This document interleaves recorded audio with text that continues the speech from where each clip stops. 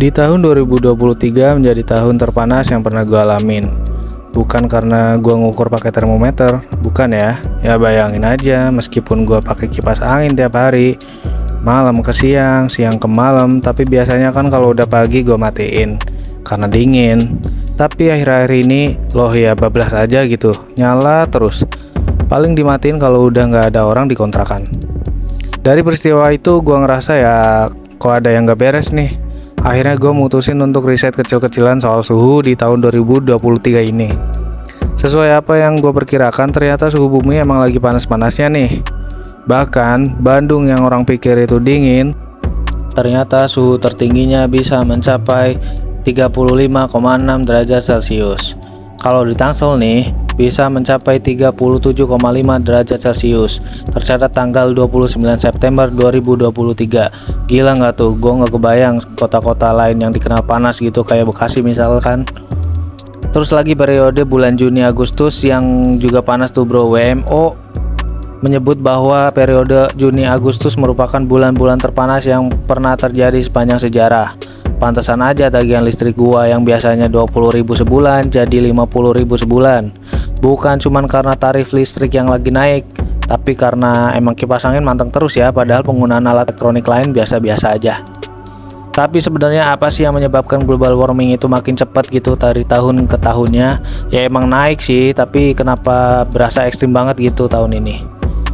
Ya banyaklah sebabnya. Pertama ada penciptaan energi. Kayak listrik yang gua nikmatin buat nyalain kipas angin itu produksinya kan mungkin masih pakai bahan bakar fosil ya, atau batu bara, bahkan hanya seperempatnya aja produksi listrik yang udah diproduksi dengan energi terbarukan. Kedua ada manufaktur, ketiga ada penebangan hutan, dan ada penggunaan transportasi, memproduksi makanan, memasok listrik bangunan, dan mengonsumsi secara berlebihan. Dari beberapa di atas ada dua hal yang gue sorotin. Pertama tentang penebangan hutan. Untuk alasan apapun penebangan hutan yang sporadis juga menurut gue sangat berpengaruh ya. Ya karena fungsi hutan kan menyerap karbon dioksida. Kalau hutan udah dialihfungsikan dengan alasan apapun, banyak atau sedikit pasti akan berpengaruh langsung dengan kemampuan alam untuk melindungi atmosfer dari emisi. Kedua, penggunaan secara berlebihan. Apapun itu ya, baik listrik, kendaraan, manufaktur, apa aja lah yang selama produksinya masih menggunakan bahan bakar fosil yang mengeluarkan emisi, ya sama aja bodong. Ternyata secara nggak langsung gua kan juga berkontribusi menyumbang emisi ke atmosfer tercinta. Ya bukan cuman gua lah, siapa aja di dunia ini kan juga berkontribusi, baik langsung maupun nggak langsung. Faktor kedua ini bisa dibilang mencakup semua faktor ya. Semua orang mungkin nggak bisa terhindar, kecuali energi terbarukan dah masif banget. Itu pun butuh biaya yang pasti nggak sedikit. Belum lagi masalah yang nggak terduga. Namanya terbarukan pasti kan ada kemungkinan-kemungkinan yang nggak pernah terpikirkan sebelumnya. Dan gimana cara ngatasinnya? Ya kayak baterai mobil listrik kan katanya limbahnya sangat mencemari lingkungan ya, itu salah satu contohnya.